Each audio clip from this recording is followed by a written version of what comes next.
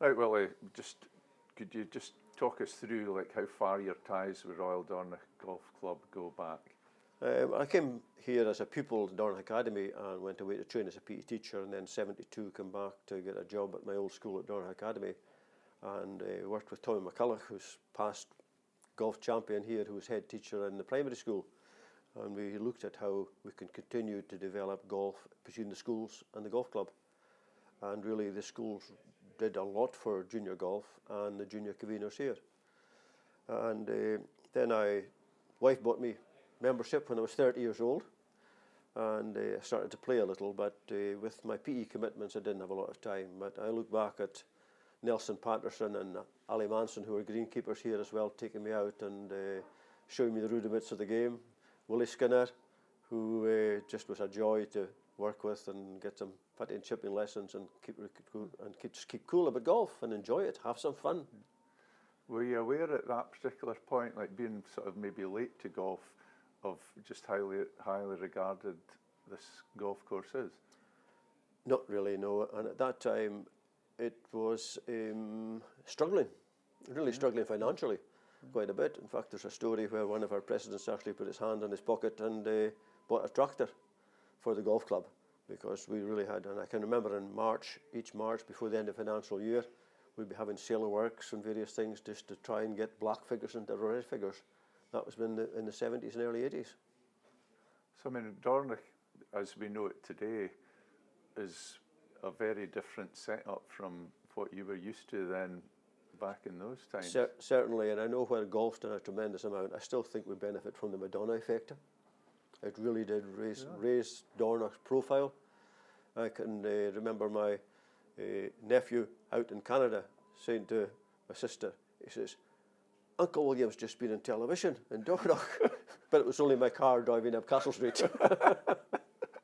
So she really did help put Dornoch on the map. Nothing, she never picked up a golf club when she was staying at Skibo, but even still, I'm involved in the church quite a bit at the cathedral, and you'll hear tourist operators coming in and showing folk where Madonna got married, but as we know, actually, it was where Rocco got christened, and she got married at Skibo Castle. But certainly from that. But so you don't pick them up and they're if they're factually incorrect, these tour guides. Gordon, you might want to edit this bit, but you being a journalist, you don't let the truth get in the way of a good story, I heard. True. Talking of which, in one of our conversations, Willie, you'd mentioned about the fact that the 400 years of golf, since golf was our first recorded note of golf being played in the Dornoch area, was something to celebrate. I mean, how did that come about? It was quite a strange thing, actually. You know, we had the financial crash, we had the Twin Towers disaster, and really the club was struggling because we depend so much on overseas visitors, mainly USA and a lot from Canada as well. And we'd established our first marketing committee. And Hamish MacKay, past captain now and good friend, we invited David Bell, who's the current captain actually, and was Professor of Economics at Stirling University then, to come up and see if we could use some of his experience and some of his students maybe to do a bit of research for us. But David said it didn't really fit. But as he was leaving after a coffee, he says, you know, it's soon going to be 400 years that golf's been played at Dornoch, because I was reading Bendick's book at my dad's library, and he says, it's recorded here. And of course, this was when the Duke and Duchess of Sutherland died, leaving a 9-year-old. And this 9-year-old education was looked after by the Bishop of Dornoch. And he put a claim in for expenses, as it would be then, for archery equipment and golf clubs. And that traced back to 1616. So we started to develop on the authenticity of it, and I think really the climax of it was a whole year of celebration. And then with 57 Royal clubs coming here for a massive week of golf, which was, very happy memories of that. So did it exceed all your expectations that year of celebration? Yeah, without a doubt. I think we even had a massive turnout on a very frosty morning on the 1st of January to tee off the year on the old day, with Andrew Skinner, a head professional, putting a little bit of sand down, past captain Jimmy Seater teeing off with a hickory club and a old gutty ball down, and the juniors were all out the first fairway. Whoever got the ball got to keep it and got some other prize as well. Yeah, it was a great start. You mentioned junior golfers, and I know that's close to your heart. I mean, how did that come about? Is it because of your involvement as a PE teacher? You know, most of your life, working life, you were involved with teaching. You know, Yeah. PE. Yeah, it's. I have to be brief on this one with you, Gordon, because I got a phone call to say I was getting a school inspection, and the rest of my staff were really up to high do about having a school inspection. But I regarded it as having an expert come in at the school and telling me what I'm doing right and trying to give me some help with my weaknesses. And they discovered that we were doing a little bit of research on golf across Highland. And the research that I did was to try and get more children involved in extracurricular work as opposed to just the curriculum. That didn't really go down very well with inspectors at that time because they just looked really at the curriculum. But we pursued with the research, and we found that 28 out of 29 schools had a direct link with the golf clubs. At that time I was in Golspie, living in Dornoch, and we had Brora Golf Club, Helmsdale Golf Club, Golspie, Dornoch, Border Bridge, all the way around in East Sutherland here, and they all had links with the school pupils.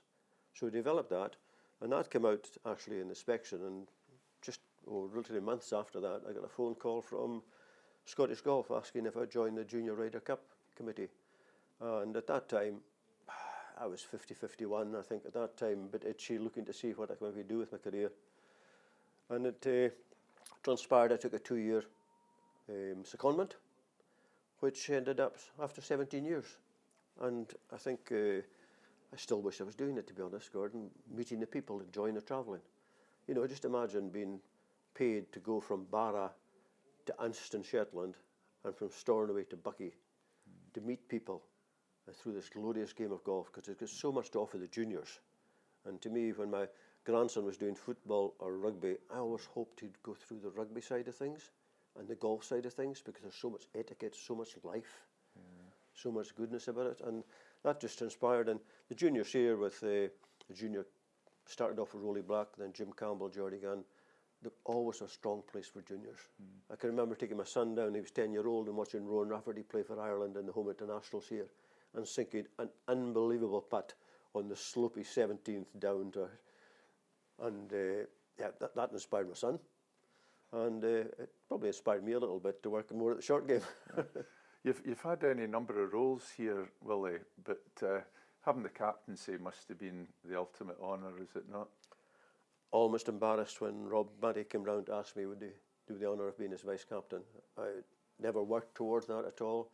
I just was a local lad here, and looking to try and do something for the club. Give something back to the game, Gordon, like I think a lot of golfers do. And when Rob did that, I had to take 24 hours to think about it, because I knew it was going to be a big responsibility. One of the few times I've done some things and asked my wife what she thought, and she said, well, it's up to you, but for a very busy 2 years, she was just, as a non-golfer, marvellous support I got from the family.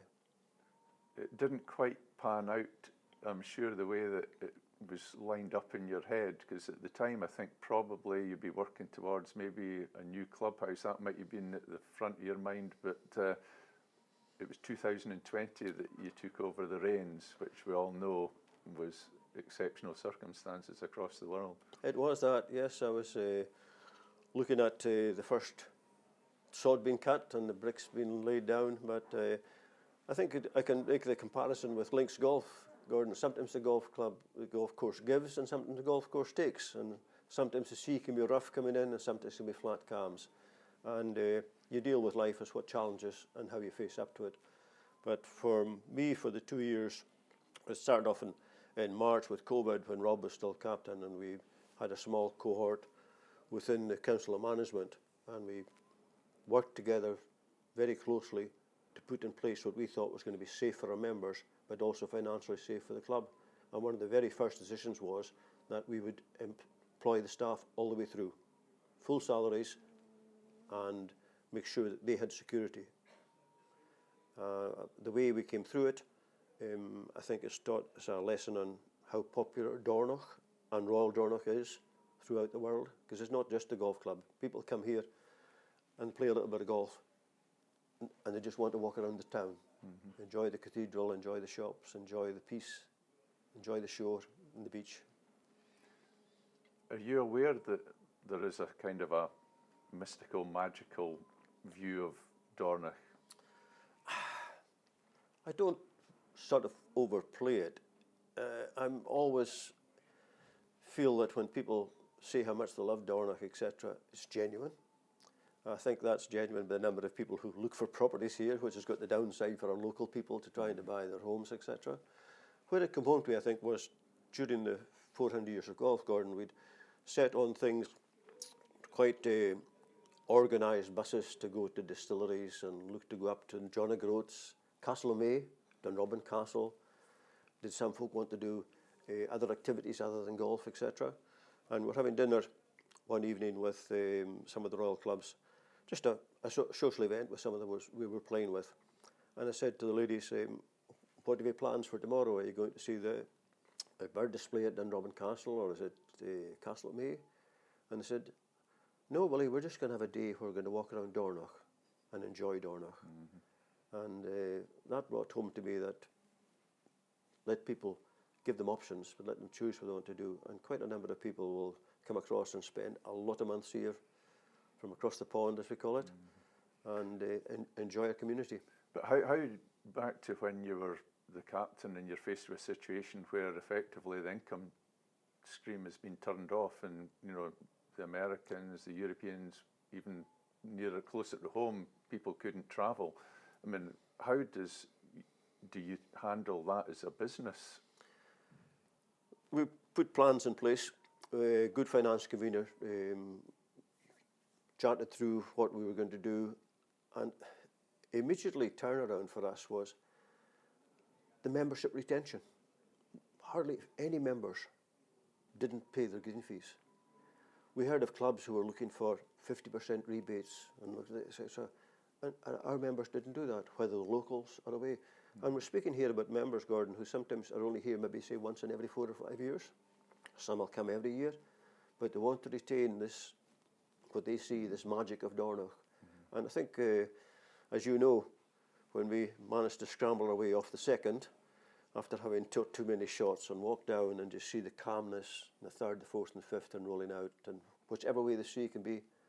Sometimes we'll see folk have coming in, standing on the 16th with the waves beating up against the beach, pretty chilly, ready for a dram, and they'll say, I played Royal Dornoch in the Scottish weather, and they'll love it. Yeah. And they'll love it. What, you'll be well aware that nowadays Royal Dornoch Championship course features in the top 10s of the world's finest, top 5, sometimes top 3, and it's up there rubbing shoulders with the old course at St Andrews and Royal County Down, the best of the American golf courses. Why is the championship course so renowned around the world? I think the natural layout of the course, going way back to the early days, and how I think we've taken a lot of thought on how we would develop it. There was a bit of negativity about the new 7th and then altering the 8th, etc., and they've been received really well from professionals to experienced golf architects as well. And I think, for me, it's investment. I was playing at a Saturday medal and met up with the RNA captain actually and the organiser of the Vagliano when we were up looking and inspecting it years in advance. And he introduced himself just before we were walking up the hill at the 7th. And he said how well the course had developed, and I think there's this mystique also about Dornoch, about our bunkers, how care they take and the vetting, etc. And I sort of teased him a little bit and said, we're not going to invest any more in our championship course. And his face sort of looked at me very straight, and I said, no, we're going to call it investment. And that's what we did. We carried on, completed the 7th, completed the 8th. Great having Paul Laurie up here, birding the 7th to start off, and now he's an honorary member. But really, I think we've just got to say, God gave us the land, and we made it into a golf course, way back from all the different greenkeepers and green conveners, and we'll keep investing and retain that for the club. And on the investment front, there's a major decision, a vote of confidence in the financial stability of the golf club post-COVID is exemplified by the clubhouse, the new clubhouse, about to start working that in the next few weeks behind us. Yeah, Willie. yeah. It's forward-thinking vision. We got our committee agreed a vision plan. We put that to the members, and that was so. The new golf club is really needed. It was needed. It's been knocked back a few times by the members when they didn't fancy it. But if we were looking at including all our members in the vote, I think it would have gone through very easy. And we're quite honest to say that some of the maybe of our older local members just want to carry on in the old clubhouse and golf as it was for them. But we need to look to the future, because Royal Dornoch is probably the economic stability of Dornoch, and also how a lot of our members have been very supportive of Brora, Golspie Tain and other golf clubs, smaller clubs like Bonar as well, how they've taken up country membership, overseas membership. In Brora, some of them have bought into being a platinum member, which is, quite a high fee, but they want to support golf as they see it in Scotland. We are the home of golf. We're part of that home. We want to try and help and grow golf across Scotland, and certainly from accommodation point of view and restaurants, etc. It's the members that are coming here to play, and the visitors come. We're trying to get this balance right by reducing the number of visitors who come and more members' tea times. It's going to be over a 2 or 3 year period, but we're working towards that because we're listening to our members. We're surveying them, taking on board what they're saying. Sometimes can't do things immediately and can't please everybody, but we try and please as many as we can.